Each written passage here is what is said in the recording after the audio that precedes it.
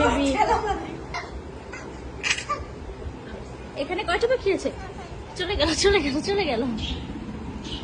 এখন বের করবো কিভাবে?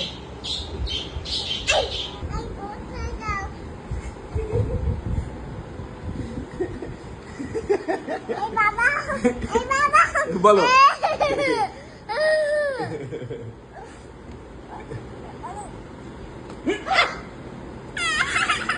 ছোট মানুষ ছোট না পিছনেটা কই?